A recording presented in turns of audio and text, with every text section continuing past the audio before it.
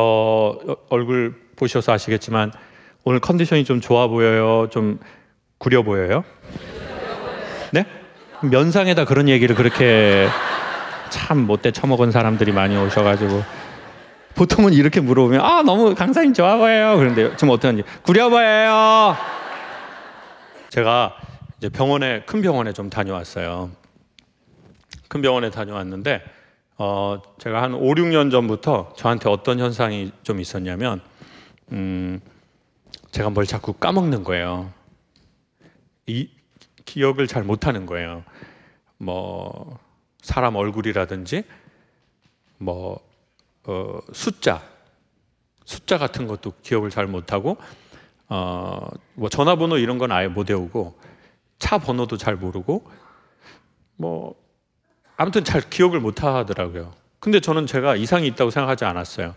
왜냐하면 지금 여러분이 보시는 것처럼 저는 거의 2시간 반에서 3시간 모든 이야기를 원고 없이, 여러분 대부분의 방송은 다 프롬프트가 있어요.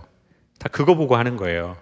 아니면 여기에다가 꽂고 하는 거예요. 이렇게 대본 없이 하는 경우는 그냥 거의 없다고 보시면 돼요. 사전에 이미 인터뷰를 다 해놨어요. 앞에서 이렇게 이제 회사가 큰 데는 전자로 보여주고 작으면 작가님이 스케치북에 써서 보여줘요. 네. 근데 저는 지금 아무것도 없어요. 그러면 제가 뭘 외우고 있다는 뜻이거든요. 그러니까 그렇게 문제 있다고 생각하지 않았어요. 그냥 내가 이쪽에 신경을 많이 쓰니까 다른 쪽 스위치를 끈 건가? 뭐 이런 생각을 좀 했어요. 근데 이게 점점 심해지는 거예요. 서서히. 최근에는 이제 제가 집을 잃어버린 거예요. 집이 몇 호인지를. 그래서 아파트 이름도 잘 모르거든요. 제가 사는 아파트 이름을. 여기가 지구인 건 알아요. 지구인 건 아는데 이제 아파트 이름도 잘 모르고 집 호수도 모르고 점점 이제 심각하게 되는 거예요. 그리고 이제 사람들이 저를 보면서 저 예전에 뭐 저희 3년 동안 벌써 저희 이 기획하고 있어요 딱 하는데 저는 누군지 몰라요. 그러면 이제 스트레스를 받아요.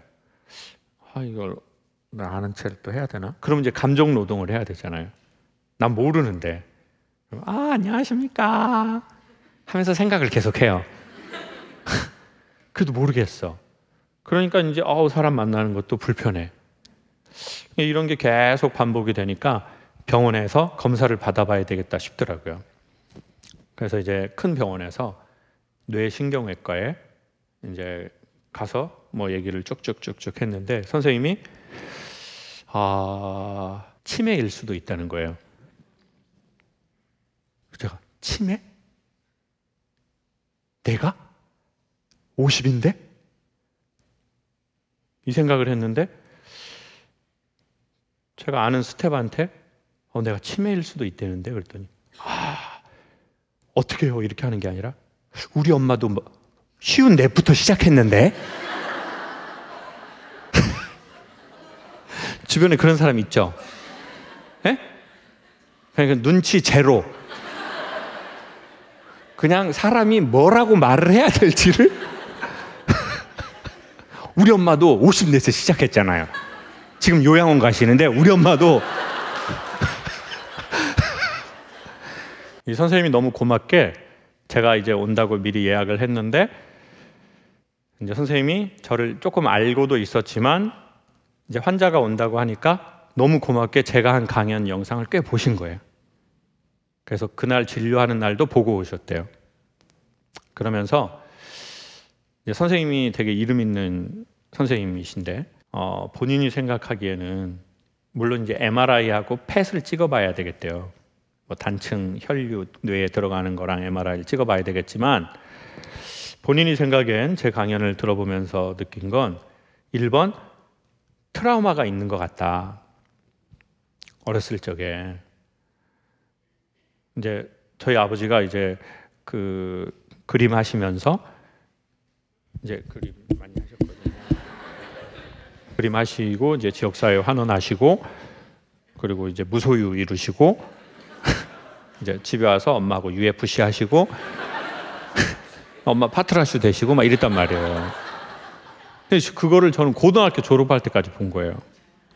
아버지가 엄마 때려가지고 뭐 엄마가 턱이 어긋나서 쓰러졌다.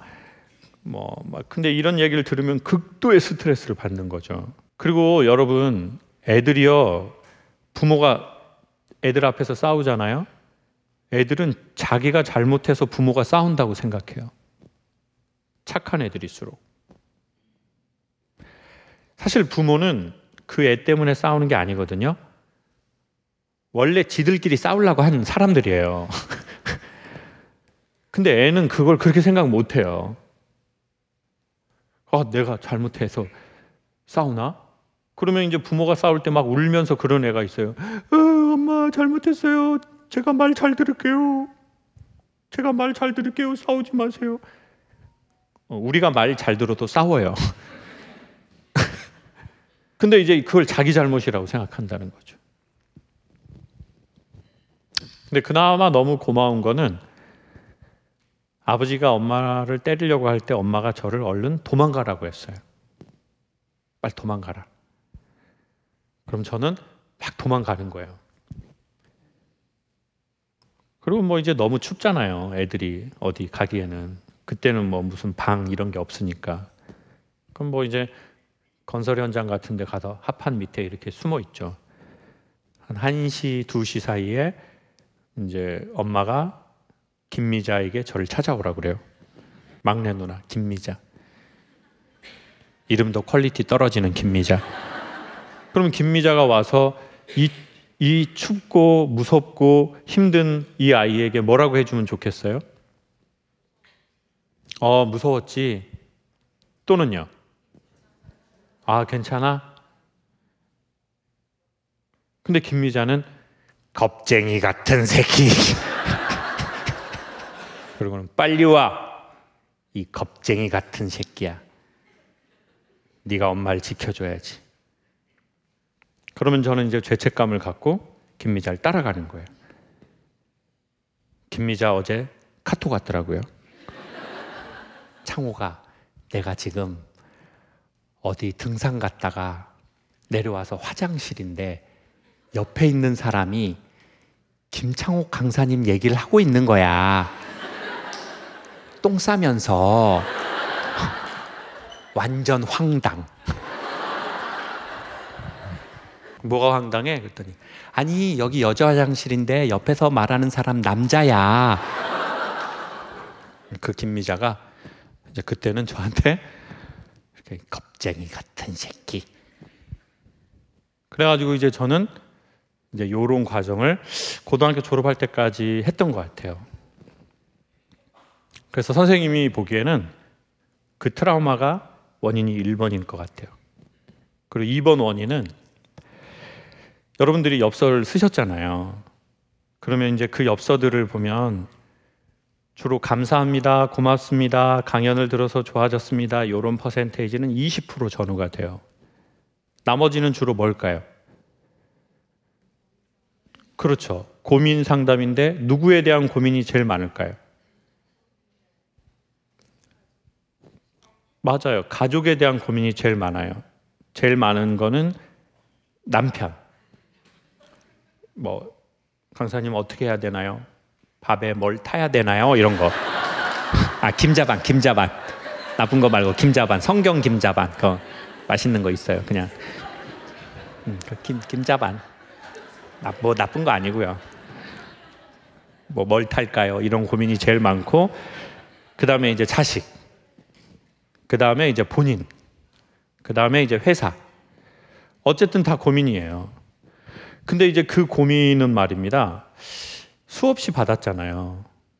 처음에는 제가 문제를 해결해 줘야 된다고 생각했어요.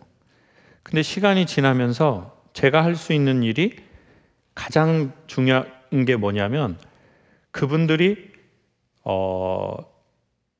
자기의 슬픔을 얘기할 때 제가 그 슬픔에 같이 노출이 돼야 돼요. 그래야 여러분이 계속 말을 하게 돼요. 그렇잖아요. 남편 때문에 너무 힘들어요. 어떻게 해야 될까요? 힘들다. 다음엔 뭐가 힘들어요? 이렇게 하면 누가 얘기하고 싶겠어요? 그거 자체가 상처죠. 그러니까 제가 여러분이 스트레스를 받은 거에 같이 받아야 돼요. 그래야 제가 스트레스 받는 표정을 보고 여러분이 여러분 말을 더 하게 돼요. 그래서 자꾸 사람들이 저한테 뭐 친구, 예전에는 그런 말 하지 않았어요. 친구 같다, 뭐 옆집 뭐 아저씨 같다, 오빠 같다. 저는 야, 내가 옆집 아저씨 같다고? 터키 살았나?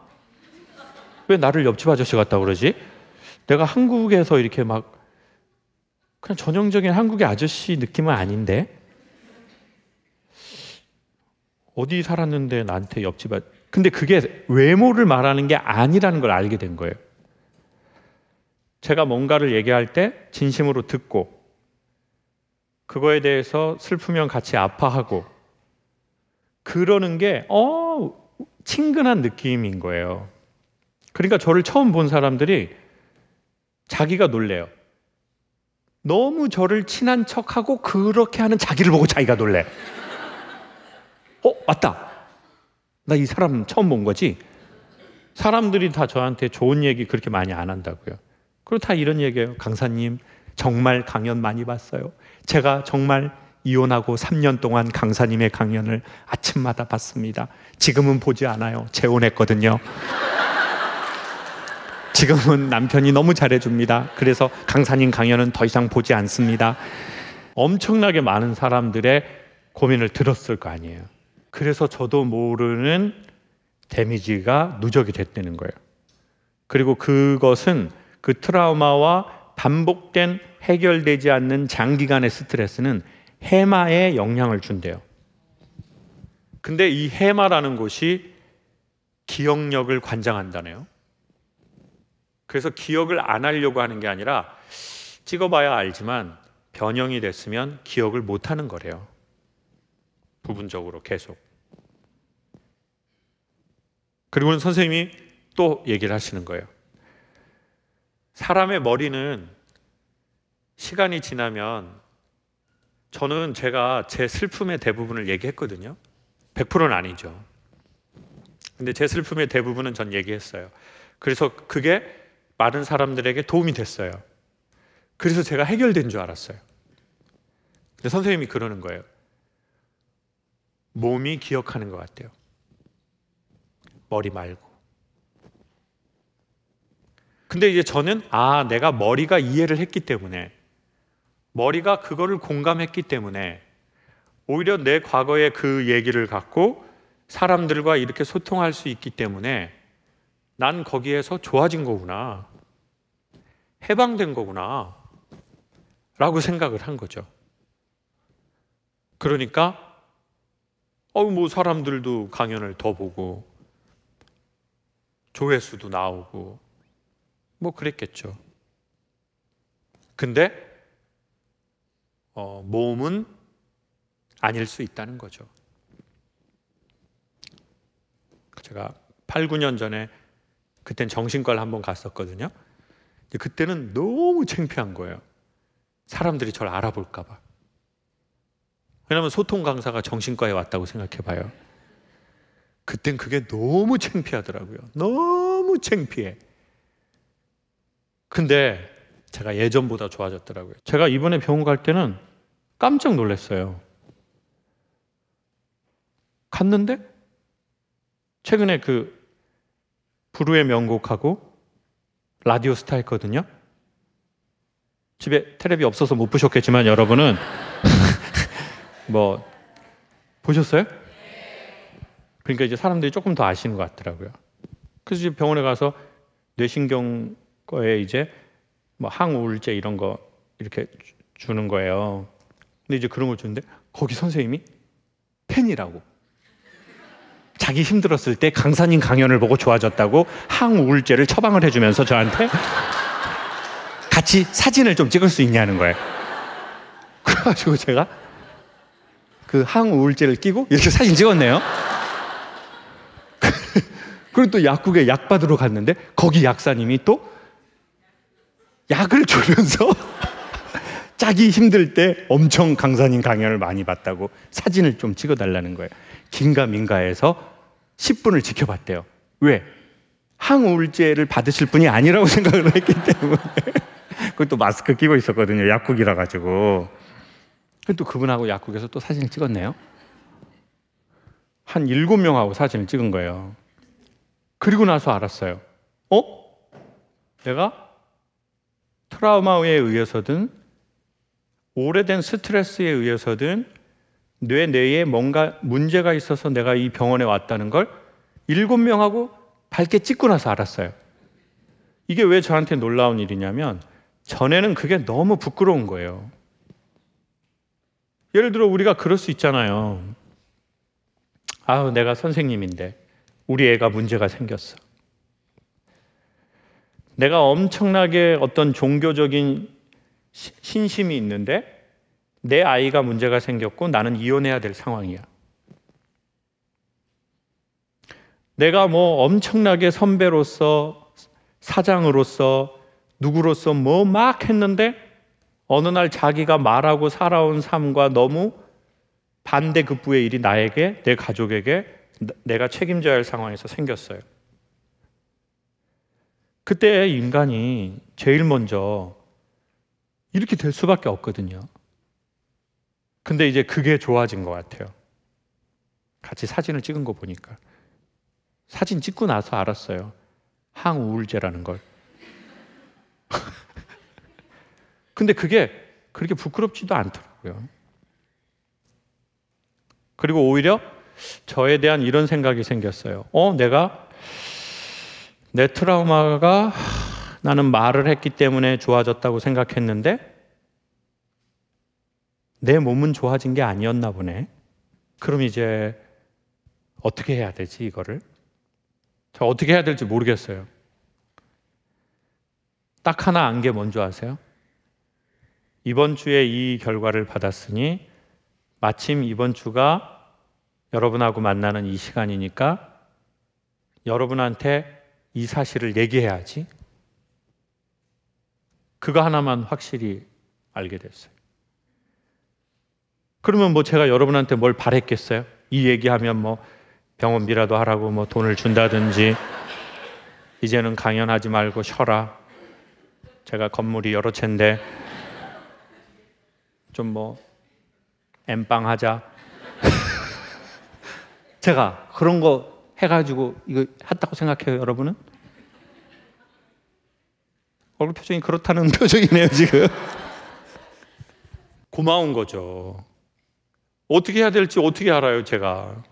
이런 일이 벌어지면 경황이 없어 아무 생각이 안 나요.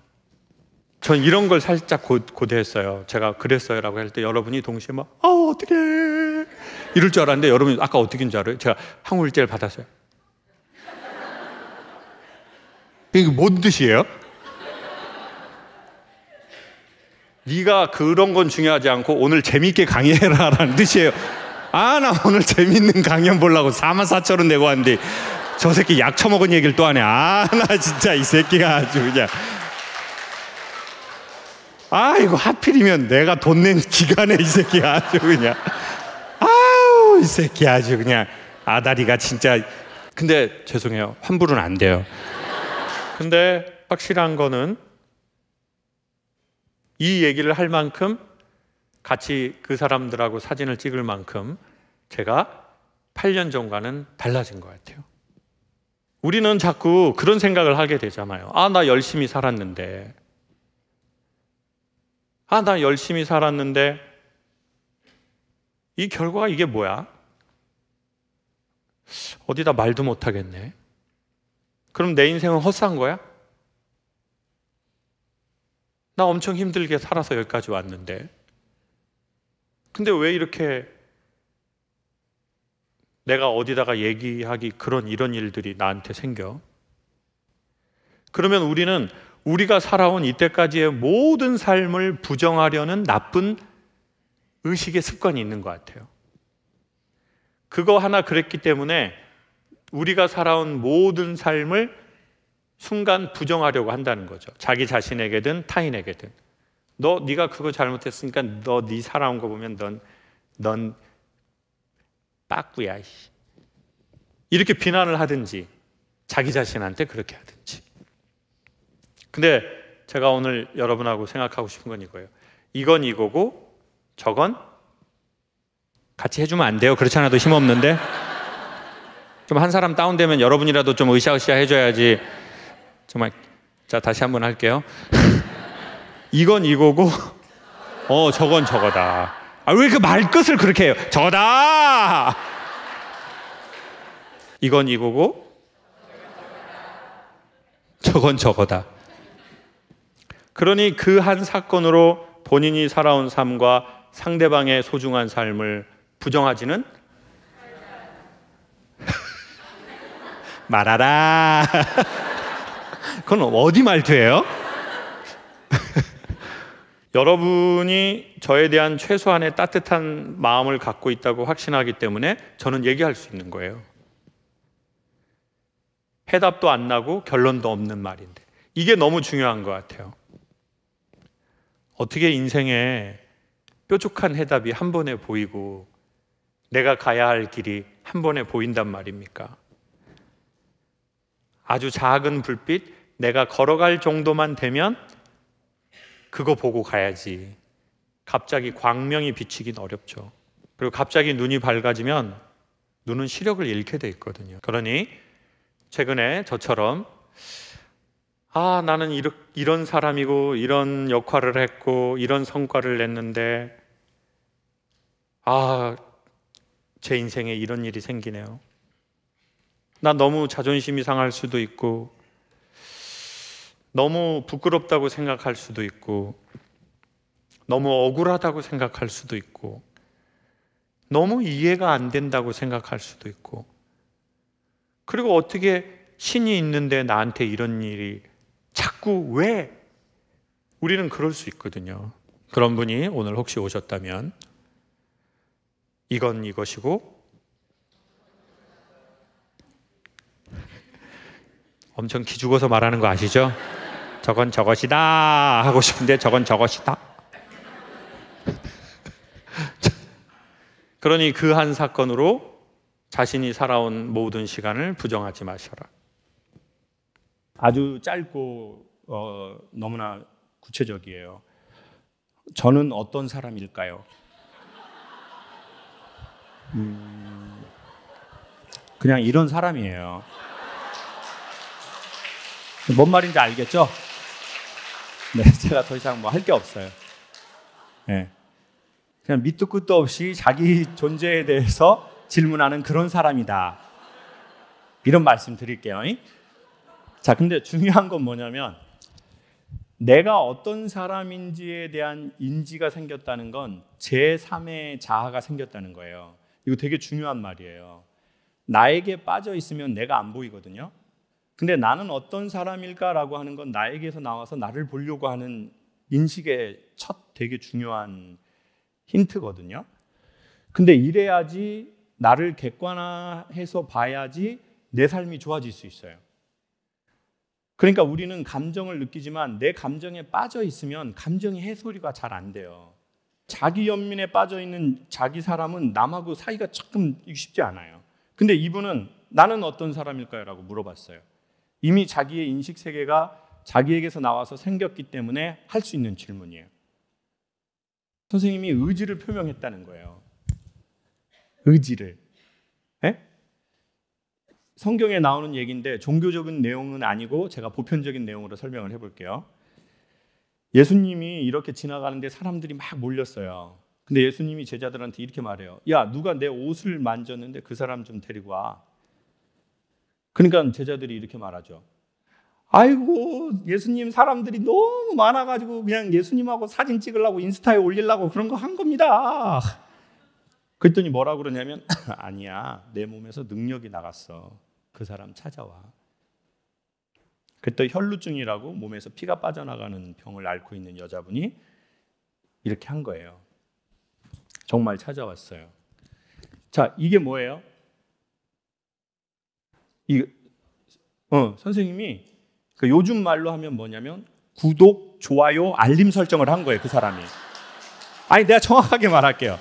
내가 이 시대의 언어로 정확하게 말할게요. 그 뭘 한 거라고요? 구독, 좋아요, 알림 설정을 한 거예요. 그러니까 말하잖아요. 내 능력이 구독을 통해서 나갔다, 저 여자에게. 여러분 유튜브 그냥 이렇게 보잖아요. 그러면 다 시간 낭비예요. 근데 정확하게 우리가 딱 집어서 보는 컨텐츠들이 있어요. 나 이거 구독할 거야. 이거 뇌공학 과학 얘기 너무 재밌네. 나 한국기행 구독해야지. 나는 자연인이다 구독해야지. 그러면 어떻게 하는 줄 아세요? 삶의 구조가 그것과 유사한 것들을 계속 그 사람의 메인 창으로 보내요. 그러면 다시 그때 우리가 또 뭘 해야 돼요? 클릭! 손으로. 그래야지 능력이 이쪽으로 들어가요. 선생님은 지금 이 손을 선생님이 이렇게 뻗치신 거예요. 결혼 20년 차입니다. 남편은 다정하고 표현을 잘하는 스타일이고 저는 무뚝뚝합니다. 보통하고 반대시네요. 20년간 큰 싸움 없이 남들 보기에 다정한 부부로 살아왔는데 요즘 남편이 스스로의 삶을 개척해 나갑니다. 이 개척이라는 게 이게 개척교회에 잘 쓰지 않는 보캐브러리인데 그 다음 읽어보겠습니다. 그런데 그런 점이 많이 서운합니다. 함께하는 시간보다 혼자 알아서 즐기는 시간이 많아지는 남편이 얄밉습니다. 저는 집순인데. 저는 이분에게 못돼 처먹었다라는 말씀을 조금 드리고 싶네요. 자, 근데 남편이 삶을 스스로 개척하려고 한다는 게 어떤 의미예요? 뭐 취미? 자기가 알아서 해요. 그리고 뭐 즐기는 것부터 뭐 사소한 것까지. 예전에는 이제 왜 이렇게 손이 가게 하나 귀찮았는데 지금은 그렇게 제 손을 이제 안 고치는 게 서운하더라고요. 그럼 어떻게 하라는 건가요, 선생님? 아니요. 어떻게 하라는 거예요, 지금? 이렇게 하면 이렇게 한다 뭐라 그러고 또 그럼 이제 알아서 하면은 또 이제 알아서 하니까 나는 또 섭섭하고 또. 그럼 어떻게 했으면 좋겠어요, 선생님? 그래서 왔어요. 답답해서. 아니, 지 인생을 지가 알아서 해야지. 여기 오면은 여기가 뭐 어떻게 해줘요? 지금 선생님이 20년 동안 그따구로 살았는데 지금 제가 보기에는 남편이 저하고 대화를 해야 될 것 같은데 지금 남편은 20년 동안 조금 선생님이 무뚝뚝함으로 인해서 좀 뭐 섭섭하다, 자기야 나한테 좀 더 다정하고 좀 여자처럼 해줄 수 없어? 이런 얘기를 한 적은 있어요, 없어요? 아니, 없어요. 없어요? 네. 없고 그냥 계속 그냥 성실하게 선생님한테 자상하게 대한 거예요? 네. 그래요. 제가 남자라서 아는데요. 그분 속 많이 상하셨을 겁니다. 자, 일단 선생님 회개하세요. 선생님 사연은 편집이 안 될 거니까 이게 나중에 나가면 그냥 본인이 다시 들어보세요. 그리고 남편한테 한번 보여주세요. 그리고 보여주시고 남편하고 이거를 매개로 얘기를 해보세요. 잘 되시길 빌게요. 다음 질문이 기가 막힙니다. 결혼은 언제 하면 좋을까요? 앞에 사연을 보고도 이런 질문을 쓸 수 있을까요? 제가 할 말은 없습니다. 40대 중반의 부부입니다. 남편이 집에서 예능만 봐요. 아이패드와 한 몸입니다. 늘 들고 다녀요. 밥 먹을 때도, 샤워할 때도, 똥을 쌀 때도, 옷을 입을 때도. 괄호치고 꼴 보기가 싫어요. 원래 말이 없지만 더 말을 안 합니다. 무슨 얘기를 좀 하려고 말 시키면 일시정지 버튼을 신경질적으로 누르면서 왜? 뭐? 그러니 말하기가 저도 싫어집니다. 아이들 때문이라도 이러고 살면 안 될 것 같습니다. 어떻게 해야 할까요? 손 드실 수 있으세요? 구체적으로 얘기를 알아야 되니까.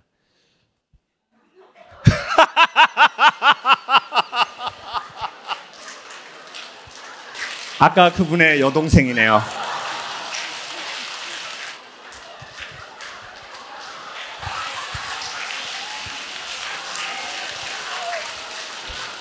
이건 집안 문제라고 생각합니다. DNA, 유전자. 어떻게 이렇게 자, 마이크 잡으세요. 남편이 언제부터 아이패드를 이렇게 끼고 살았나요? 아이패드 출시됐을 때부터. 그 전에는 좀 선생님이 원하시는 그런 대화도 하고 좀 그런 관계가 있었나요? 아니요, 안 그랬던 것 같아요. 아, 처음부터. 비슷했던 것 같아요. 네. 아, 처음부터. 네, 네. 근데 선생님이 이제 결혼하시게 된 어떤 결정적인 그거는 있었잖아요. 네. 내가 이 남자하고 결혼해야 되겠다. 그거는 뭐였어요? 그때는요, 과묵이 멋있었어요. 과묵이 멋있었어요? 언니하고 닮았다 이런 얘기 못 들어봤어요?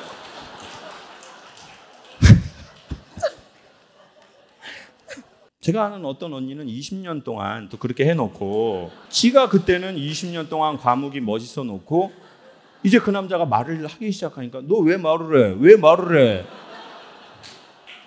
귀가 아파!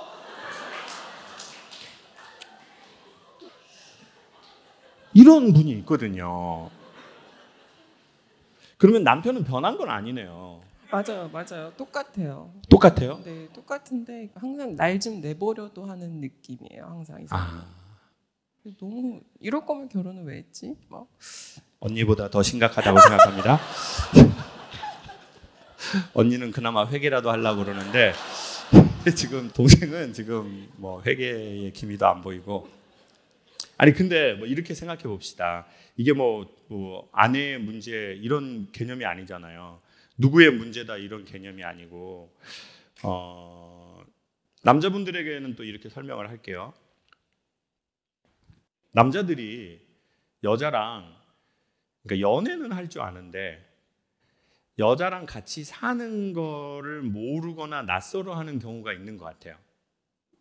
그러니까 여자하고 연애를 한다는 건 뭐 이제 육체적인 관계에 대한 기본적인 인간의 욕구가 있고 그 여성의 매력이 있으니까 이제 그렇게 하는데 이제 그 욕망이 끝이 나고 나서 이제 이 여자와 그냥 이렇게 이야기를 하고 이렇게 그냥 아주 편안한 이런 거를 잘 모르는 경우가 있는 것 같아요. 아버지가 엄마랑 인격적으로 전혀 교류하지 않았어요. 그러면 이 남자는 당연히 남자로서 여자에 대한 욕망의 관계는 가질 수는 있지만 그 욕망이 계속 불타지는 못하거든요. 그리고 그 욕망이 불이 타려면 시간이 지날수록 이성에 대한 편안함과 어떤 성장과 성숙이 있지 않으면은 인간은 시간이 지나서 연인이든 부부든 육체적인 관계도 계속 반복되기는 어렵다고 생각하거든요. 그러면 이제 남자 입장에서도 생각하고 우린 여자 입장에서도 생각을 해야 되겠죠. 그러니 남자 입장에서는 이런 말씀을 드리고 싶어요. 본인이 그런 아버지에게서 그런 언어를 받았는데 아이 나는 그냥 뭐 마누라고 와이프고 막 이 여자는 뭐 내가 그런 대상이 아니라고 무작정 생각한다면 그 외에 또 다른 여성, 또 다른 여성, 또 다른 여성을 만나도 비슷한 상황이 대부분 올 거라는 말씀을 드리고 싶어요. 그러니까 자꾸 그거를 너의 문제야, 자기의 문제야 이렇게만 갖고 가기에는 전적이지 않다. 남편분이든 저든 세상의 모든 그 남자들이든 우리가 그런 성향을 갖고 있다면 흔히 말해서 다그치고 논리와 맞는 말로 접근한다고 해서 바뀌지는 않을 거예요. 오히려. 그럼 어떻게 해야 되냐면 이 남자 스스로 좀 깨달아야 되거든요. 위기의식을 느끼든 아니면 내가 지금 잘못하고 있다.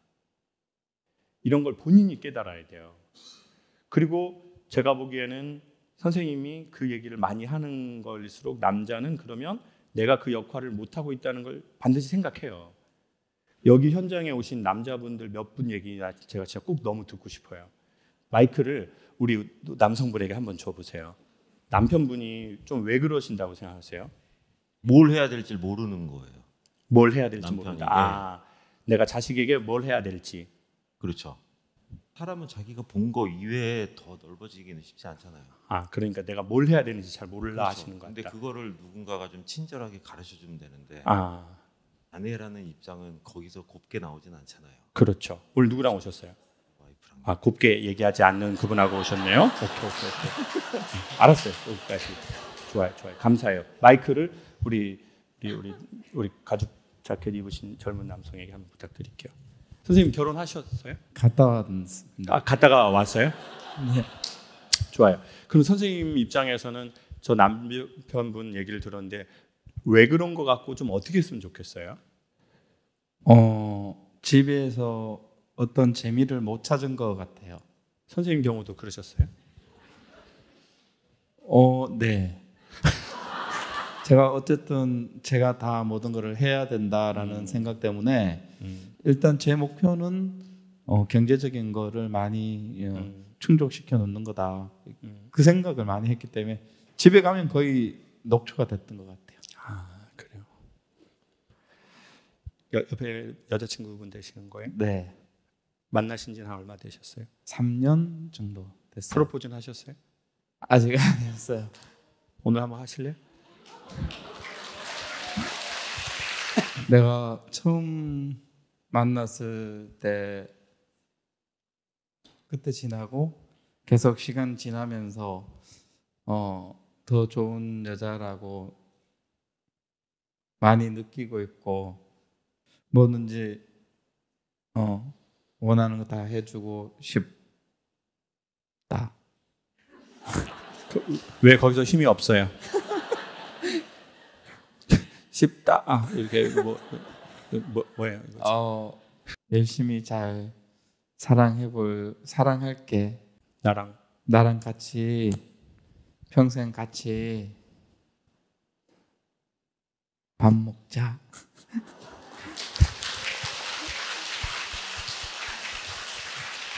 그래요.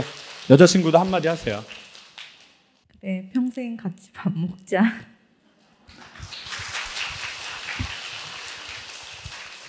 여기 오늘 콘서트 끝나고 옆에 가면은 롯데 에비뉴엘이라고 있어요. 거기 옆에 신세계가 있어요. 신세계 1층에 그 가게가 하나 있는데 1층에 들어보셨나 모르겠어요. 에르메스라는 가게가 있어요. 에르메스에 가면은 이렇게 여자친구분이 갖고 싶어하는 게 있을 거예요. 지금 못 사고 예약을 걸어 두셔야 될 거예요. 예약 걸어 두셨다가 결혼하는 날 신혼여행 가서 이렇게 딱 주면 좋겠어요.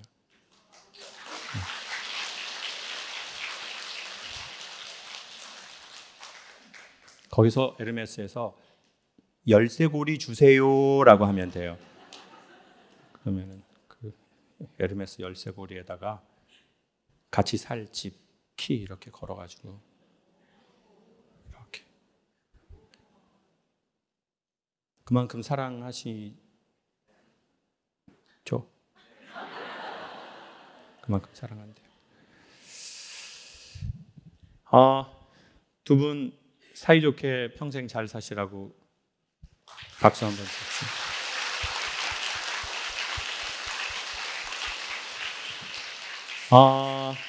여러분, 세상의 어떤 모든 문제들이 어떻게 저의 지극히 한 사람의 작은 이야기로 뭐가 되겠습니까? 저는 중요한 건 우리가 그 이야기를 광장에서 하는 것 자체가 전 중요한 것 같아요.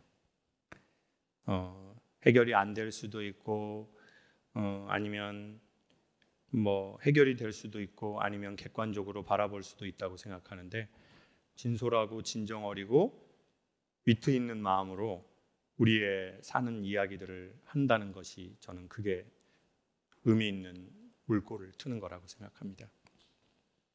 가끔 그런 생각을 합니다. 종교 활동을 해도 내가 이분들하고 얘기하는 것만큼 이렇게 진솔하게 얘기할 수 있을까?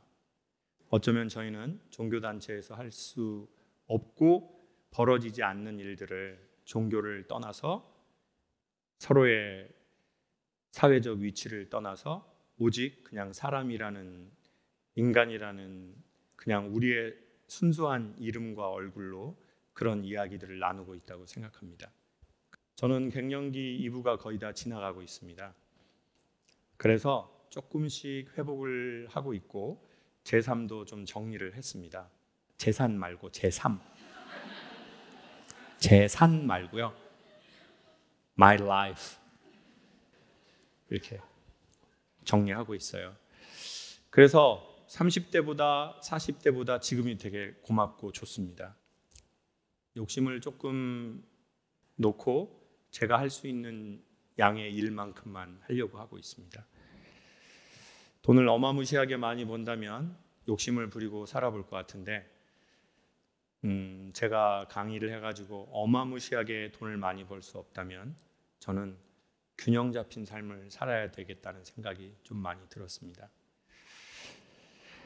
그래서 힘이 생기는 대로 유튜브 안에서 뭔가 조금 더 진솔하고 솔직하고 사람들 사는 이야기를 같이 여러분하고 해보도록 하겠습니다. 관심 가져주셔서 감사하고요. 마음에 평안이 꼭 있으시기를 진심으로 바라겠습니다. 그리고 사람이 해서 안 되는 일을 너무 막혔을 때는 종교를 초월해서 기도하시기를 추천드리고 저도 기도드리겠습니다. 좋은 길이 한 줄기의 빛처럼 생기기 진심으로 바라겠습니다.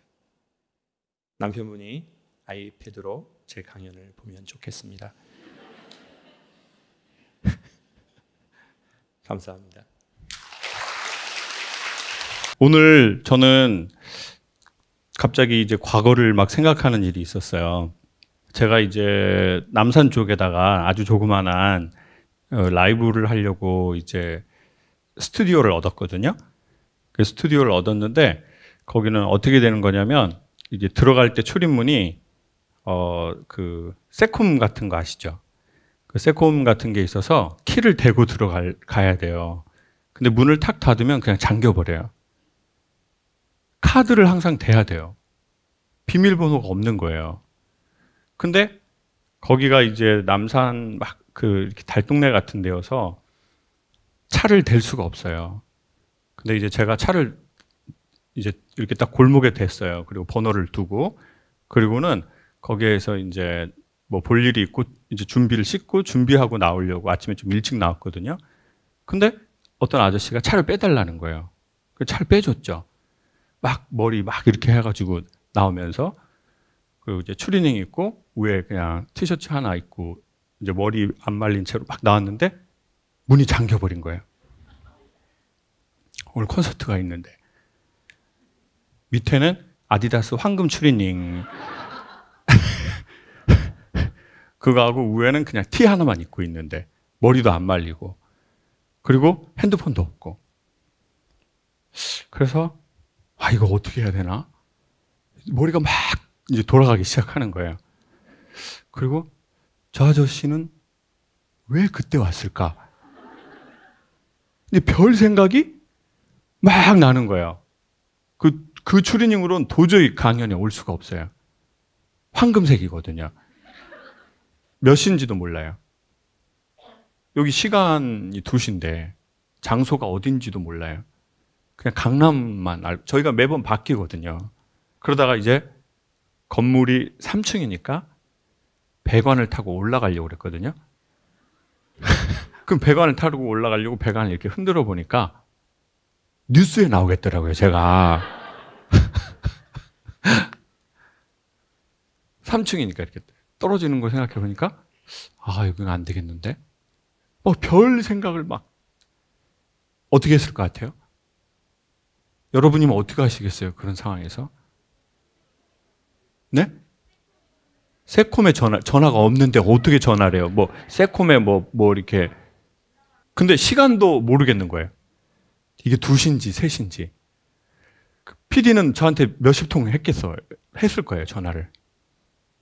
그리고 만약에 제가 이게 한 30분이 늦을 걸까?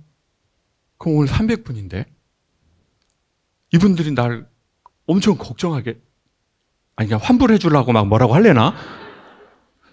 이게 막 머리가 정말 막 피가 거꾸로 솟고 막 이게 막 난리가 아닌 거예요. 뭐 어떻게 해야 될 바를 모르겠는 거예요. 그래서 나중에 2층에 가서 유리창을 깨려고 그랬어요.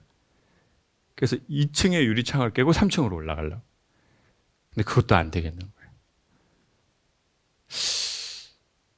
제가 강연을 하잖아요. 강연을 하면 보통 저한테 질문을 많이 해요. 내 인생에 이런 시기가 찾아왔다. 내가 어떻게 했으면 좋겠냐. 그러면서 나는 어쩌다가 이 일을 하고 있지? 그렇게 생각해 보니까 제가 오늘같이 답답한 때가 제 어렸을 적부터 많았던 것 같아요. 그 답답함이 지금 여러분이 저한테 던지시는 질문에 대한 이야기할 거리가 된 것 같아요. 저의 답답함이. 지금 이 환경에서 도망가고 싶은 거예요. 만약에 저희 엄마하고 저희 아버지가 사이가 막 좋았으셨으면 팔짱 끼고 산책하고 그런 모습을 제가 보고 아버지가 엄마한테 농담을 해서 엄마가 웃고 그런 모습을 봤으면, 그리고 저희 집이 좀 경제적으로 넉넉했으면 저는 지금 이런 일을 하진 않을 것 같아요. 여러분 제 강연 보고 혹시 좀 도움을 받거나 유익함이 있으셨어요? 여러분의 지금 인생 지나는 중에 또 과거에 여러분에게 나는 왜 이렇게 사연이 이렇게 있지? 저와 여러분의 사연이 소명이 됐으면 좋겠어요. 소명은 종교적 단어가 아니거든요. 소명이라는 것은 나의 탤런트와 세상의 필요성이 교차하는 그 지점에 있는 거래요. 다시 한번 소개할게요. 소명이라는 것은 나의 탤런트와 세상의 필요성이 교차하는 지점에 있는 걸 소명이라고 하는데, 서양에서는 이거를 천직이라고 불러요. 그러니까 우리가 어떤 사람, 어떤 일을 하는 거 보면 저 사람은 저게 되게 천직인 것 같은데? 그런 사람 있죠. 아니면 본인이 강사님 전 제가 지금 일하고 있는데 이거 천직인 것 같아요. 이거 있죠. 천직의 인간 버전의 단어가 뭐예요? 천생, 연분. 자, 천직. 그거는 일에 대한 거고, 사람에 대한 건 천생연분. 근데 오늘 전화도 없고 돈도 없잖아요. 추리닝 입고 있고 위에 티 하나 입고 막 돌아다니면서, 상황이 그러니까 전화를 일단 어느 홀에서 하는지를 알아야 되잖아요. 그래가지고 제가 그 가는 골목길에 최근에 제가 커피를 배웠거든요. 로스팅을 배운 게 아니라 마시는 거를요. 커피를 안 마셨었거든요. 근데 이제 커피를 배웠어요. 그 집 사장님이 있는데, 남자가 있는데, 제가 차를 급격하게 대고 그 사장님한테 찾아간 거예요. 오늘 처음으로. 그리고는 그 희한하게 남자가 이상한 그지 같은 자존심이 있다니까요. 이렇게 좀 도와주세요. 이렇게 말을 잘 못해요. 이렇게 좀 이렇게 좀 도와주실 수 있어요? 이렇게 도와주실 수 있어요? 그 사람 핸드폰으로 오늘 김창옥 쇼를 어디에서 하는지 확인하려고. 보시기에는 어떨지 모르겠지만 좀 낯을 가리거든요. 낯도 가리고, 그럼 무대에서는 막 말하잖아요. 막 이럴 수 있잖아요. 이거는 역할로 하는 거예요. 개인으로서는 저는 좀 처음 보는 사람하고 만나는 걸 조금 힘들어 하는 것 같아요. 저는 막 이렇게, 저도 모르겠어요. 저에 대해서 생각을 해요. 내가 이 일을 너무 많이 하다 이렇게 된 건가? 예전엔 이러지는 않았던 것 같은데. 그리고 두 번째는, 원래 내가 이런 사람이었나? 이걸 자꾸 50 전후가 되니까 생각을 하게 되네요. 난 어떤 사람이었지? 뭐 이런 거요.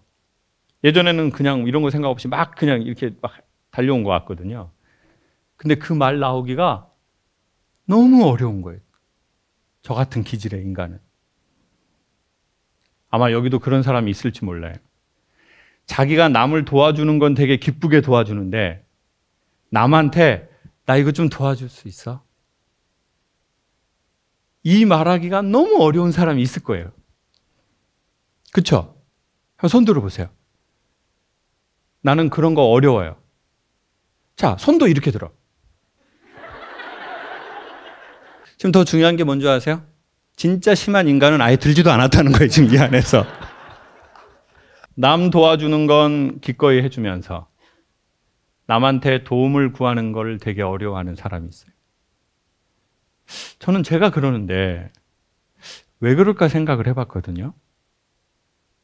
가장 큰 원인이 거절당할까봐 두려워하는 것 같아요. 아우, 사장님 안녕하세요. 저 이거 그러면 이제 속으로 무슨 생각하면 가면 줄 아세요? 아, 이거라도 한 잔 사 먹으면서 얘기하면 좋을 텐데. 아, 근데 지갑을 안 갖고 왔네. 계좌이체 해준다고 볼까? 핸드폰을 안 갖고 왔네. 혈서라도 써서 드릴까 이걸? 꼭 갚겠음? 아, 뭐 아무것도 없네 내가 지금. 돈도 없고 핸드폰도 없고 아무것도 없고. 이 사람한테 뭐 아쉬운 소리 해야 되는데 이 사람이 갑자기 아, 죄송한데요. 제 개인 핸드폰은 빌려드리긴 어려운데. 그럼 나 뭐라고 말하지? 의외죠. 지금 이런 일 하고 있는데. 여러분도 그런 사람이 있을지 몰라요. 겉보기에 엄청 활발하고 분위기 메이커고. 근데 그 원인을 또 찾아가 봤어요. 그럼 나는 왜 이렇게 거절당하는 걸 두려워할까?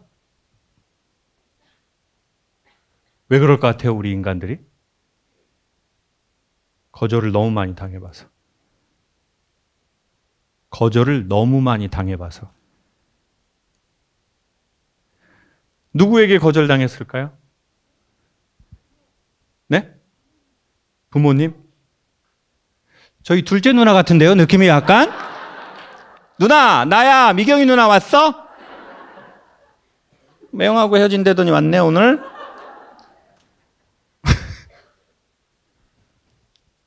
엄마 아빠의 친밀도가 낮은 건 자녀를 정서적으로 거부하는 거래요.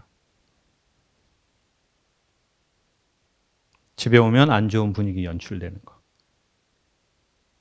부모 둘 중에 한 사람이 자식에게 상대에 대해서, 배우자에 대해서 험담하거나 비판하거나 비난하는 거. 그거를 자주 들은 아이들. 내 애가 어디에서 왔어요? 네? 여러분 다 뭐 마리아예요? 뭐예요 지금? 내가 어디서 왔냐고요? 엄마와 아버지에게서 왔잖아요.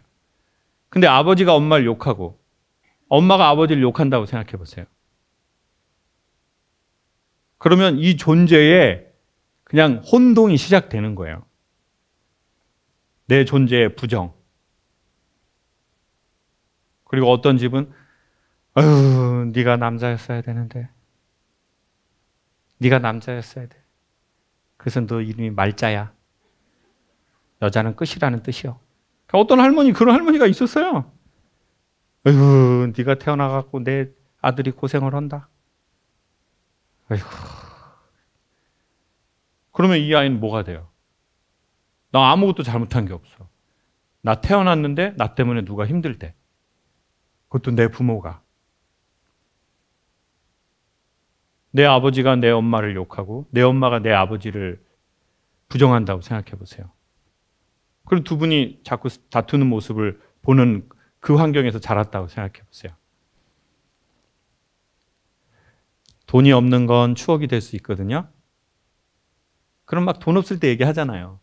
아, 그때 우리 막 돈 없어가지고 그때 진짜 언니 우리 너무 힘들었잖아. 그래가지고 돈 없어가지고 우리 출장 뷔페 못 시켜 먹고 우리가 그냥 아, 진짜 그때 나 너무 진짜 힘들었다 진짜. 아, 진짜 그때 돈 없어가지고 그냥 아유 진짜 차도 롤스로이스 팔아가지고 그냥 기억나지 언니? 그때 언니 재혼했을 때 그때 우리 그랬잖아. 돈이 없는 건 추억이 될 수 있어요. 근데 사이가 안 좋은 건 추억이 되지 못해요.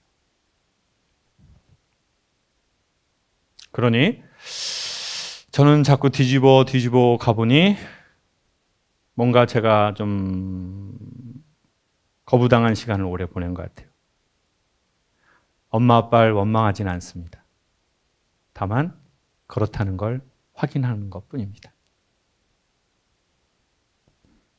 그분들은 그분들의 삶이 있으니 그분들을 원망하진 않아요. 근데 또 엄마 아버지 돌아가셨다고 계속 1년째 우시는 걸 보면 좀 이해가 안 되더라고요. 무슨 퍼포먼스인가 이런 생각이 좀,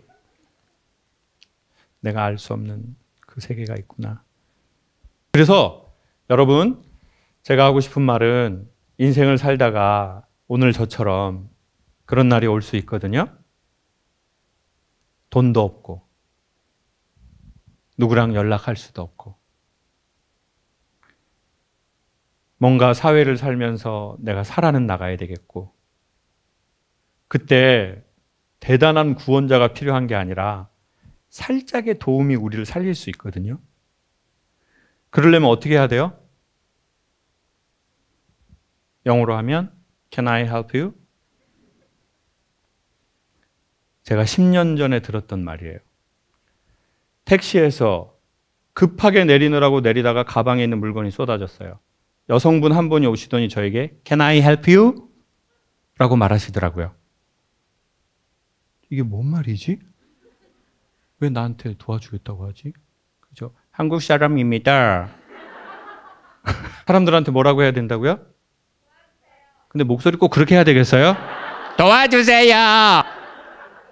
도와주기가 싫은 목소리야, 저는 솔직히.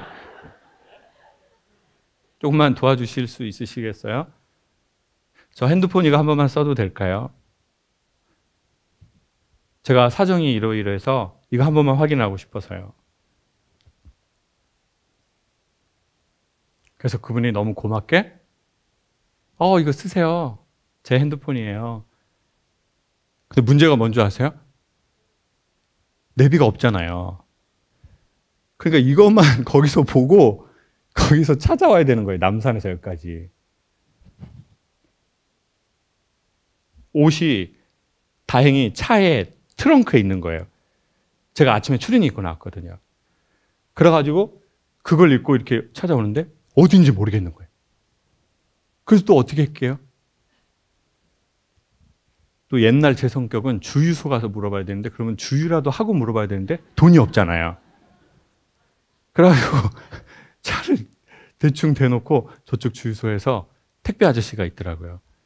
그래서 그 아저씨한테 아저씨 저기 예림당 아트센터 어떻게 가야 됩니까? 했더니 놀라운 게 뭔지 아세요? 딱 눈에 안 보이는데 한 블록 저기 있는 거예요. 여기가. 인생이 그런 것 같아요. 여러분 이 강연이 대단한 걸 도와주는 게 아니고요. 여러분이 거의 그 근처에 와 있어요. 여기에 오신 분들은 강연을 보려고 여시는 분들은 이미 여러분 삶의 문제 해결에 거의 근처에 왔다고 생각하시면 돼요. 왠 줄 아세요? 서양의 속담 중에 이런 말이 있거든요. 우리에게 좋은 일이 일어나기 전 생기는 현상이 뭐냐? 누군가의 말을 들으려고 하는 거래요. 그때가 우리의 삶에 좋은 일이 일어나기 바로 근처에 있대요. 지금 한 분만 진실한 박수고 나머진 따라 박수라고 생각해요. 저는 그런 거 원하지 않아요. 진짜 자존심 너무 세. B형. 그러면 여기에 왔다는 게 무슨 말이겠어요? 여기에 왔다는 건 뭐냐면 여러분이 누군가의 말을 들어볼 마음으로 그 마음이 존재하는 사람들이라는 거예요. 그러니까 거의 근처에 온 거예요. 거의 다 왔어요. 여러분이 가시고자 하는 삶의 지점. 혼돈스러워 하시지만 여러분은 거의 다 왔습니다. 살다 보면 도움이 필요할 때가 있죠.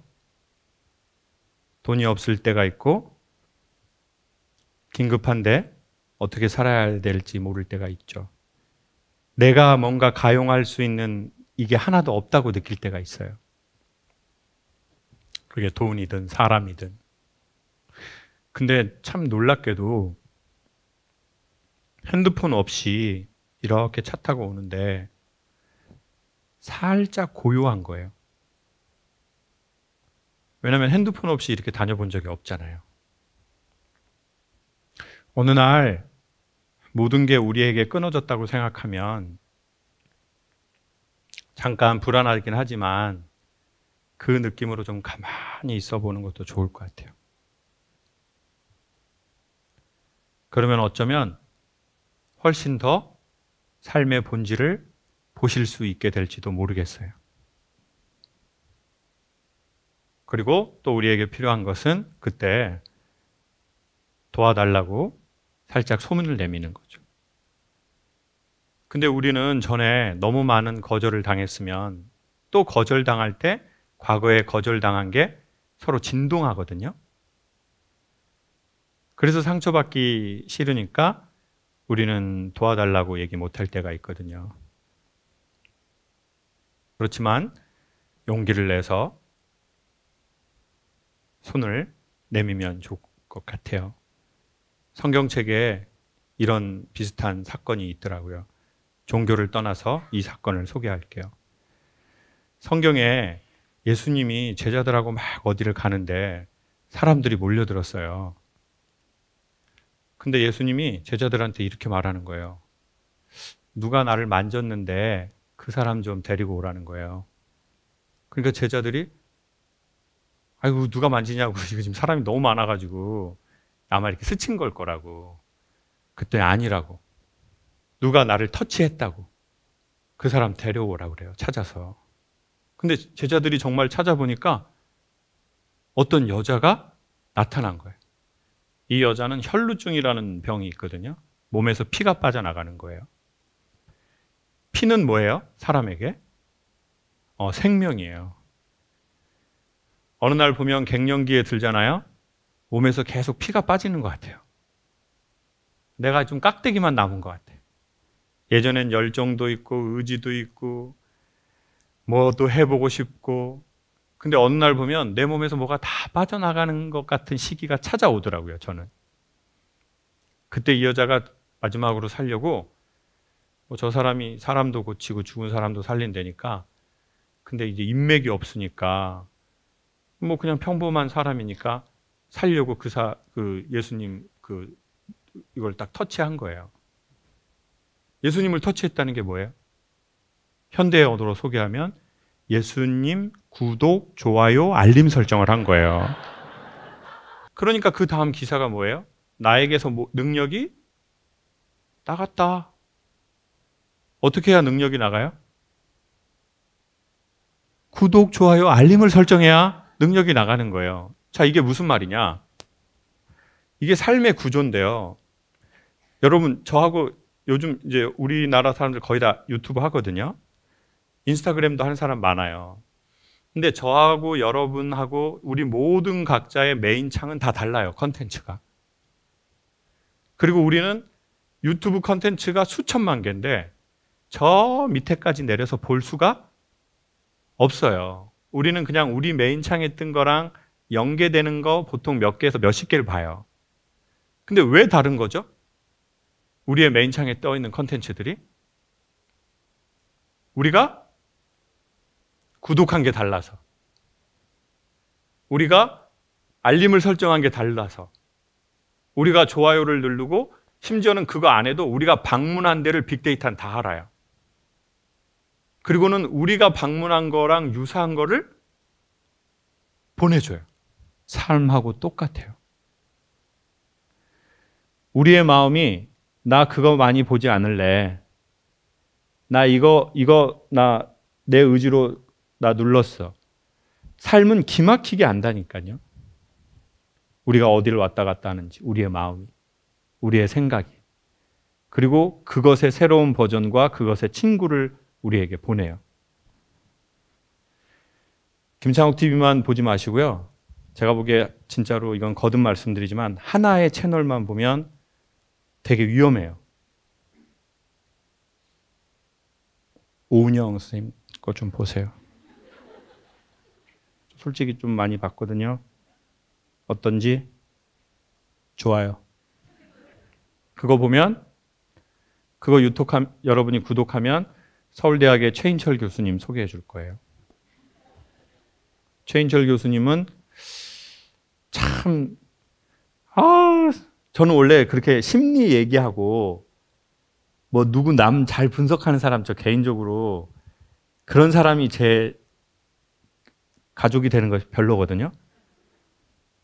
근데 최인철 교수님은 저런 사람은 매형이 됐으면 좋겠다. 왜냐면 또 저희 누나 2명이 또 다시 또 그런 상황이에요 지금. 구체적으로 묻지 말아요. 모든 집안은 나름의 사연이 있어요. 그럼 자꾸 듣다 보면 물드실 거예요. 그러면 삶의 능력이 여러분에게 지나가실 거예요. 인간은 변하는 거 아니래요. 인간은 물드는 거래요. 그러니 본인이 안 좋은 걸 받았다고 해서 너무 서글퍼 마시고 좋은 거를 자꾸 물들이면 좋겠습니다. 저희 집은 아버지가 이제 청각장애로 계속 사시다 돌아가셨고 엄마는 이제 글을 모르시거든요. 그래서 저희 집은 차가 한 번도 없었어요. 그러니까 엄마는 시험을 보실 수 없고 아버지는 운전을 못해요. 귀가 안 들리니까 어떻게 운전하시겠어요? 뭐 경적 소리도 들을 수 없잖아요. 그래서 저희 집에는 오토바이도 한 번도 없었고 자전거도 한 번도 없었고 차도 한 번도 없었어요. 보통은 뭐 집에 차 한 대 정도 있을 수는 있잖아요. 이제 뭐 우리가 성장 과정에서 뭐 아버지가 뭐 롤스로이스를 타신다든지 뭐 엄마 포르쉐 같은 거 이렇게 타가지고 뭐 새벽에 라이딩 하시고 그런 거 엄마들 스트레스 풀어야 되니까. 저희 집은 그런 게 한 번도 없었어요. 그래가지고 뭐 한이 맺혔는지 막 오토바이를 이제 학교 다닐 때 이제 샀어요. 대학 때 50만 원 그때 딱 장학금을 어떻게 받았는데 47만 원으로 대림 메시지라는 노란색 스쿠터를 샀어요. 그래가지고 이제 그걸 타고 이제 학교를 왔다 갔다 한 거예요. 학교는 제가 이제 회기동에서 다녔고 집은 형네 집이 만리동에 서울역에서 제가 얹혀 살았거든요. 옥탑방에. 그러니까 서울역에서 경희대까지 왔다 갔다 한 거예요. 그 대림 메시지를 타고 청계고가 부수지 않았었던 때 1시간 정도를 공사장 모자를 썼어요. 돈이 없어가지고 오토바이 헬멧이 좀 그래서 쪽팔렸어요. 나도 가오 있는데 대림 메시지에 공사장 모자 쓰고 그리고 그래서 항상 땀복 추우니까 땀복 이렇게 의자 시트 밑에서 꺼내서 입고 근데 그러다가 제가 너무 힘드니까 경희대 근처로 이사를 갔어요. 집을 얻어야 되는데 이제 제가 교회에서 지휘를 했어요. 지휘를 하면서 교회에서 사택에 창고를 줬어요 저한테. 그래서 이제 짐 같은 게 있고 막 쥐가 나오는데 그거를 빼고 이제 거기를 준 거예요. 화장실은 없어요. 그래서 이제 똥 싸려면 성전에 가서 싸야 돼요. 근데 이제 한 푼이 돈이 아깝잖아요. 집세도 없으니까 교회에서 해주는데 이제 하고 이제 수요일 날 지휘도 하고 일요일 날 아침에 솔리스트도 하고 이랬거든요. 그러면 교회에서 김치 같은 것도 좀 주시고 쌀도 주시고 이러니까 그게 되게 크더라고요. 그래서 이제 대림 메시지를 타고 다니는데 기름값이 이것도 아까운 거예요. 근데 어느 날 딱 보니까 제 스쿠터에 기름이 떨어진 거예요. 근데 보일러 기름이 생각이 나는 거예요. 이거를 뽁뽁이로 이렇게 해가지고 넣으면 되겠는데? 그래가지고 이제 그 뽁뽁이 이거 아시죠? 그 문어 대가리처럼 돼가지고 이런 거 있잖아요. 다리 하얀 거 2개 나온 거 그걸로 해가지고 이제 기름을 이렇게 뺐어요. 그래가지고 기름통에서 다시 이제 스쿠터에다 넣은 거예요. 근데 저는 그때 아무것도 모른 거예요. 자, 지금 제가 이 얘기를 했을 때 크게 안 웃거나 어처구니가 없다고 생각하지 않으시는 분은 기름의 체계를 우리가 모르기 때문이에요. 그쵸? 보일러 기름은 뭐예요? 등유예요, 등유. 스쿠터는 뭘로 갈까요? 휘발유로 가요. 기름은 크게 세 종류죠. 뭐예요? 휘발유, 경유, 등유. 자, 지금도 이거 잘 모르시는 분이 있을 수 있어요. 기름은 다 기름 아닌가? 사우디아라비아? 마당에서 석유 나오고 만수르 오빠 돈 많고 이렇게 생각하는데, 저는 그때 당시에 휘발유가 뭔지, 경유가 뭔지, 등유가 뭔지를 몰랐던 거예요. 그리고는 보일러통에 불을 때는 등유를 뽁뽁이로 해가지고 휘발유로 가야 하는 오토바이에다가 넣은 거예요. 그래가지고 이제 후후 막 호호 막 이러고 스쿠터를 타고 나온 거예요. 그 중랑천에 엄청 큰 도로가 있는데 거기를 가는데 덤프 트럭이 뒤에서 크락션을 막 누르는 거예요. 제가 또 해병대 나왔거든요. 지고 싶지 않더라고요. 그래서 아씨 뭐 차 크다고 뭐 지금 스쿠터 얕봐? 그리고 뒤도 안 돌아보고 그냥 계속 가니까 계속 이걸 하는 거예요. 그래서 뭐라고 하려고 딱 봤더니 스쿠터의 배기구가 요만하거든요. 여기에서 어렸을 적에 남자분들 알 거예요. 소독차에서 나오는 연기 있죠. 그 소독차에서 연기가 나오면 애들을 다 덮잖아요. 그러면 그때 이때다 싶어서 옆에 새끼 대가리를 빡 때리고 빡 차고, 뭐 여기에서 나온 그 하얀 연기가 소독차처럼 그 덤프 트럭을 덮어버린 거예요. 흰 연기가. 그러니까 그 아저씨가 저한테 막 이걸 누른 거예요. 이게 왜 나오지? 이게 왜냐면 기름의 체계를 개똥 모르니까 이게 뭐가 잘못된지도 모르는 거예요. 그러다가 이제 오토바이가 어더더더더 하다가 이제 딱 멈춰버리더라고요. 기름이 이빠이 넣었는데 F까지 넣었거든요. 근데 기름이 엄청 많이 남아있는데 오토바이가 안 가는 거예요. 기름 넣는 집에 가가지고 왜 이러냐고 물어봤더니 뭐 이 사람이 냄새 좀 이렇게 맡더니 뭐 넣냐고 하더라고요. 이제 그때 아는 거예요. 엔진이 거의 수리비가 이제 그런 거는 수리비 하면 그냥 잠깐 나오거든요. 안 된대요. 고치기가 어렵대요. 제가 그때 처음 알았어요. 기름이 다 같은 기름이 아니라는 걸. 사람이 어떤 사람은 사람을 날라야 되는 차고 어떤 사람은 화물을 날라야 되는 차고, 제가 보기에 우리는 다 우리의 그게 있거든요. 누구는 엄마로서 일해야 되고 아빠로서 일해야 되고 회사도 살려야 되고 다니기 싫지만 직장도 다녀야 되고, 우리는 뭔가 우리의 일들이 있어요. 마냥 재밌게만 못 살거든요. 근데 그건 숭고한 거죠. 근데 중간에 기름이 떨어지면 어떻게 해야 돼요? 기름을 넣어야죠. 저번 시간에 한번 말씀드렸던 것처럼 이제 이태원에 이제 쇼룸을 만들었어요. 이제 시작이 그거예요. 내 개인 사무실처럼 하면서 쇼룸으로 쓴다. 그래서 내가 좋아하는 것만 난 여기서 하겠다.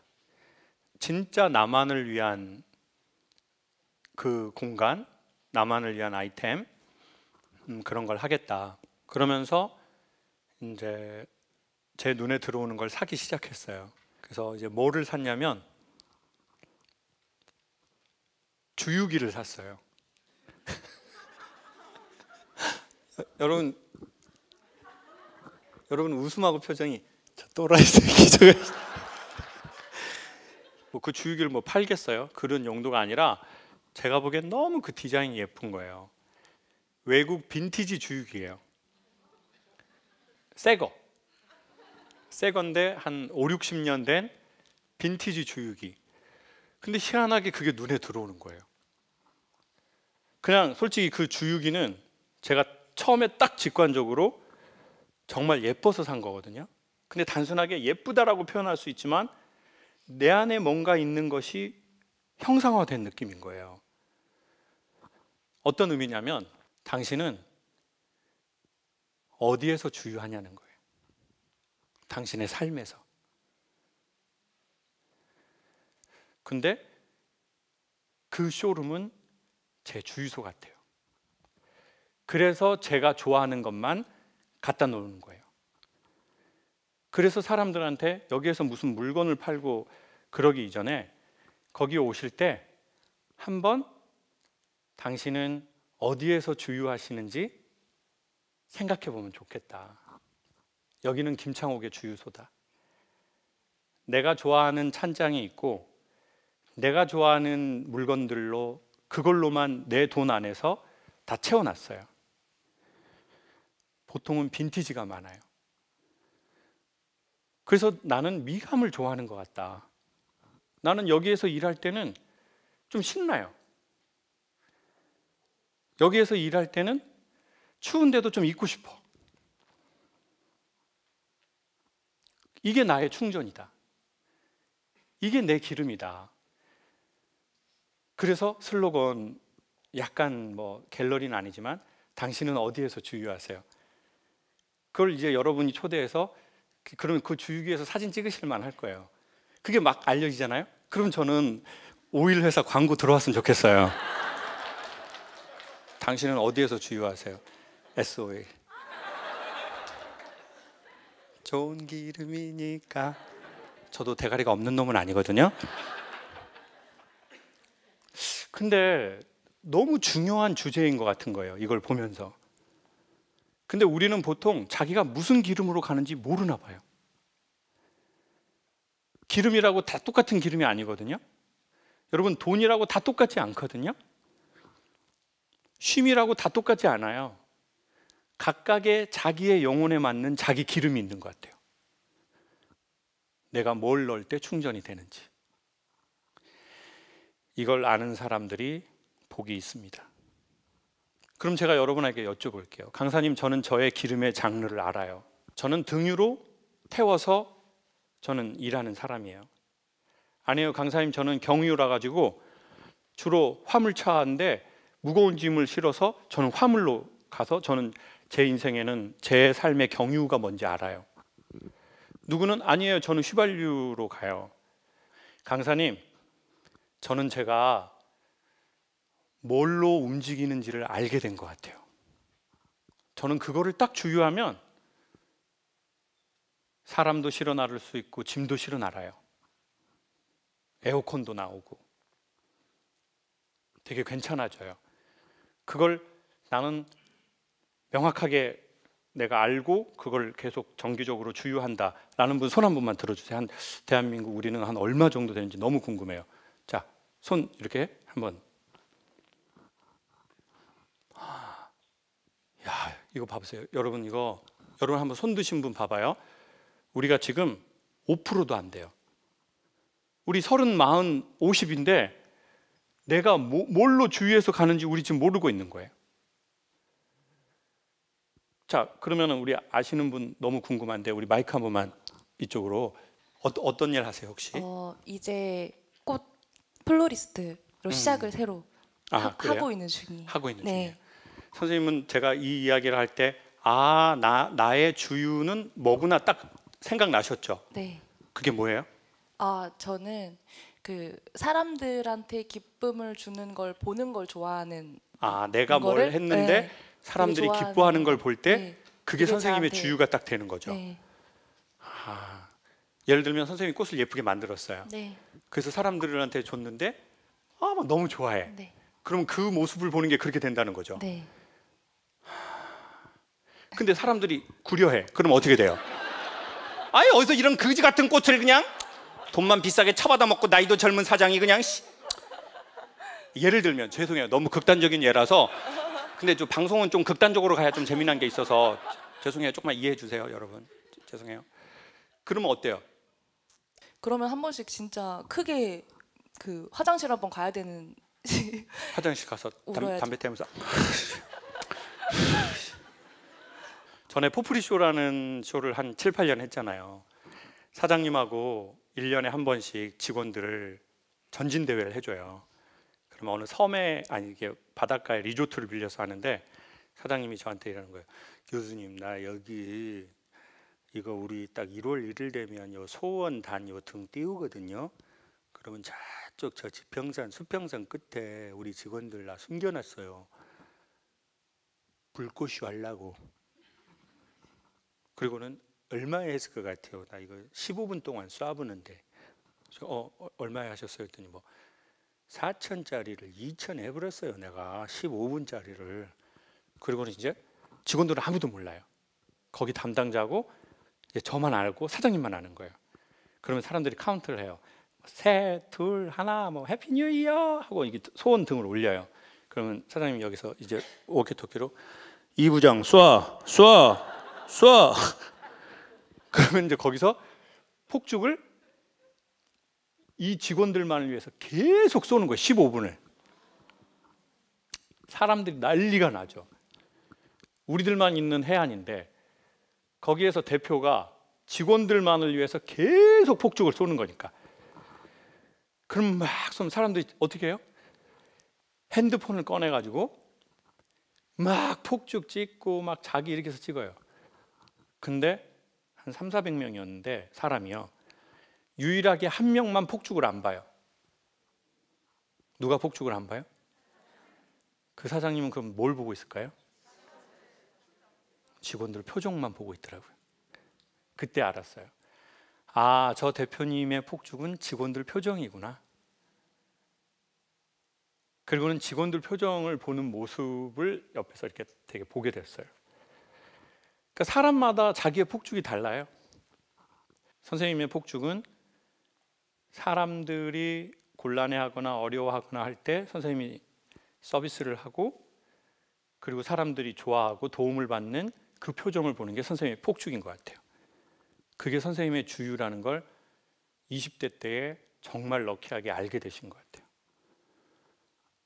그러면 이제 선생님 같은 사람을 건강한 이기주의자라고 하는 거예요. 난 나 좋자고 하는 거야. 근데 그게 남을 좋게 하는 거죠. 너무 좋으시다. 얼마나 좋아요. 20대 때 그걸 안다는 게. 박수 한번 주세요. 나의 불꽃을 안다는 게, 나의 폭죽을 안다는 거, 내가 무슨 기름으로 가는지를 안다는 거. 기름이라고 다 똑같은 기름 아니고 돈이라고 다 똑같은 돈 아닌 것 같아요.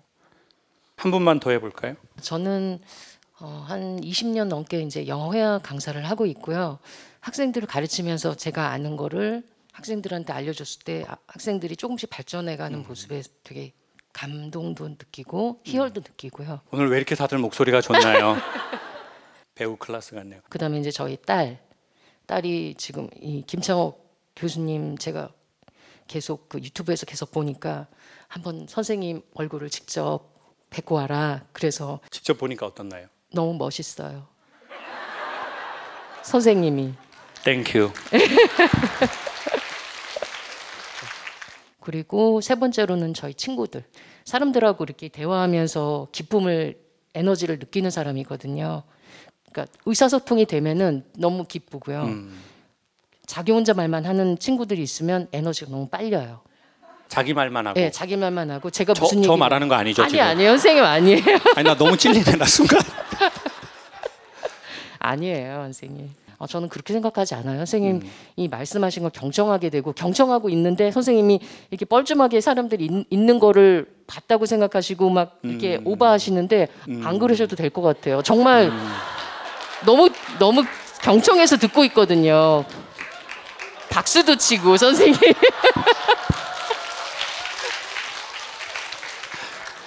정말 좋은 거 얘기해 주신 것 같아요. 그러니까 아마 그게 말이 맞을 거예요. 네.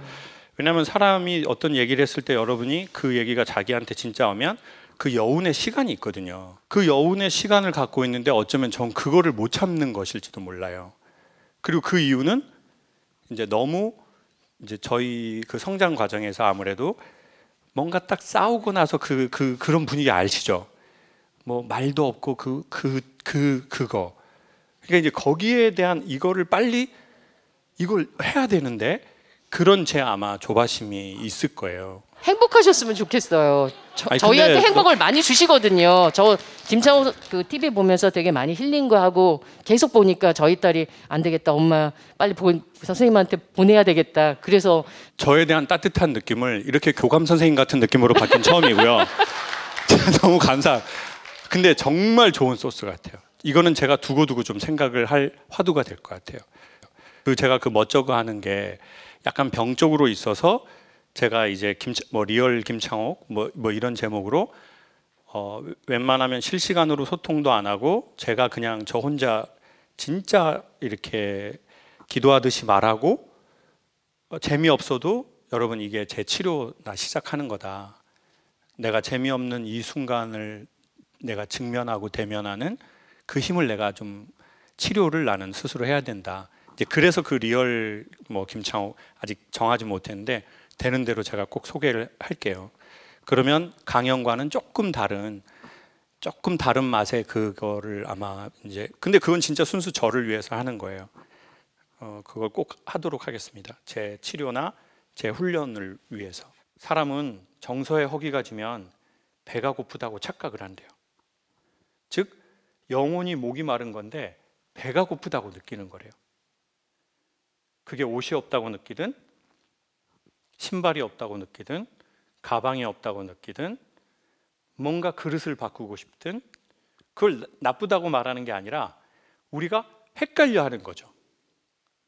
휘발유 넣어야 할 곳에 경유를 넣거나 등유를 넣어버리는 거죠.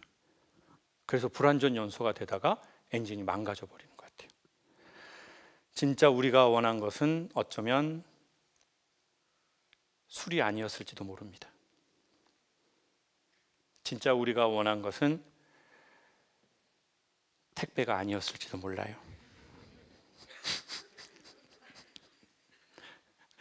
진짜 우리는 담배를 좋아하는 게 아니었을지도 모릅니다.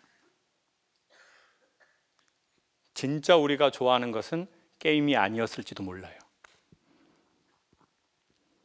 마지막으로 이런 생각이 들어요. 그러면 우리는 이때까지 어떻게 살아왔을까? 이때까지 사람도 배달했고 사람도 운전해서 날라줬고 물건도 실었을 거고 뭔가 우리가 이 인생의 길에서 우리의 길에 뭘 많은 걸 하지 않았겠어요? 특별히 하기 싫었는데 하면 더 힘들거든요. 난 하고 싶지 않아. 근데 어쩔 수 없이 해야 돼. 그러면 우리는 어떻게 그 시간을 버텼을까? 어쩌면 우리는 정말 중요한 거는 서로 얘기하지 않나 봐요. 말해주는 사람도 없고 부모님도 이런 얘기를 하지 않고 그냥 네 아버지 같은 사람만 되지 마라. 아니면 그냥 네가 엄마가 말한다고 듣냐? 네가 하고 싶은 대로 살아. 이런 뉘앙스로 그 말을 듣거나. 그래서 우리의 자녀들과 우리의 후배들과 우리의 자신도 우리는 이제라도 그 말을 직면했으면 좋겠어요. 내가 어떤 기름으로 가는 차인지, 내가 전기로 가는 차인지, 휘발유로 가는 차인지, 그거 모르니까 그냥 얼추 비슷한 색깔 넣어놓고 불완전 연소가 돼서 세상에 그 연기를 뿜어내는 거죠. 근데 사람들은 우리의 이쪽 면을 보진 못하고 그냥 우리에게서 나오는 그 매연만 갖고 얘기하는 것 같아요. 그러면 이제 자책하게 되고 그게 쇼핑이 될 수도 있고 음식이 될 수도 있고 술이 될 수도 있고 게임이 될 수도 있고 그게 약물성 물질이 될 수도 있고 인간에 대한 집착이 될 수도 있고 그게 여러 가지 방향으로 그럴 수 있잖아요.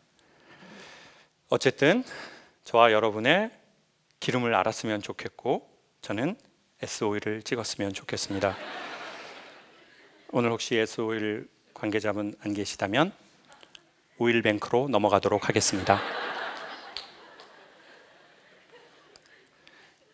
언젠가 기회가 되고 시간이 맞으실 때 그 주유기 앞에서 꼭 한번 사진 찍으시고 내 인생의 주유는 무엇으로 하는지 한번 생각해 봐도 좋을 것 같습니다.